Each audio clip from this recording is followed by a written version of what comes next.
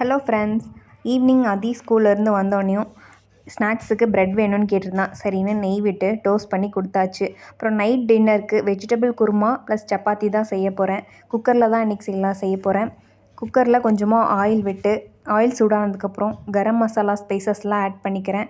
அதுக்கப்புறம் 2 பெரிய வெங்காயத்தை பொடி பொடியாக கட் பண்ணி வச்சுருக்கேன், அதுவும் ஆட் பண்ணிக்கிறேன். வெங்காயம் நல்லா எண்ணெயில் வதங்கினதுக்கப்புறம் 1 டேபிள் ஸ்பூன் இஞ்சி பூண்டு பேஸ்ட் ஆட் பண்ணிக்கிறேன். இஞ்சி பூண்டு பேஸ்ட்டோட பச்சை வாசனை போனதுக்கப்புறமா 2 தக்காளி பொடியாக கட் பண்ணி வச்சுருக்கேன், அதையும் ஆட் பண்ணிக்கிறேன். தக்காளி சீக்கிரம் வதங்கணுன்னா அது கூட சால்ட் ஆட் பண்ணால் சீக்கிரமாக வதங்கிடும். அதுக்காக 1 டீஸ்பூன் சால்ட் ஆட் பண்ணிக்கிறேன். தக்காளி நல்லா வதங்கினதுக்கப்புறமா இப்போது மசாலாஸ்லாம் ஆட் பண்ணிக்கலாம். நான் இன்றைக்கி கம்மியான மசாலாஸ் தான் யூஸ் பண்ணியிருக்கேன்.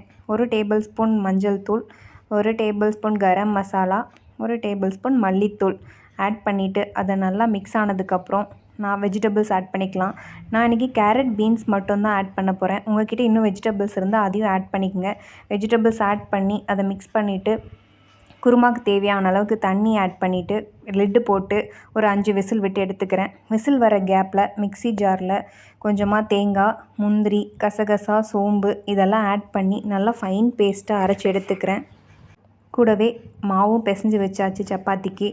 இப்போது குக்கரில் விசில்லாம் போனதுக்கப்புறம் ஓப்பன் பண்ணி பார்த்தா வெஜிடபிள்ஸ் நல்லா குக் ஆகிருக்கு.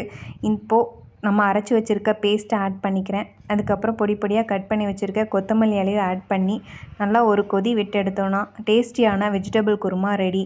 சைட்லேயே சப்பாத்தியும் போட்டு வச்சாச்சு. இன்றைக்கி எங்களோட டின்னர் இப்படி தான். நாளைக்கு இன்னொரு வீடியோவில் பார்க்கலாம். அது வரைக்கும் பாய்.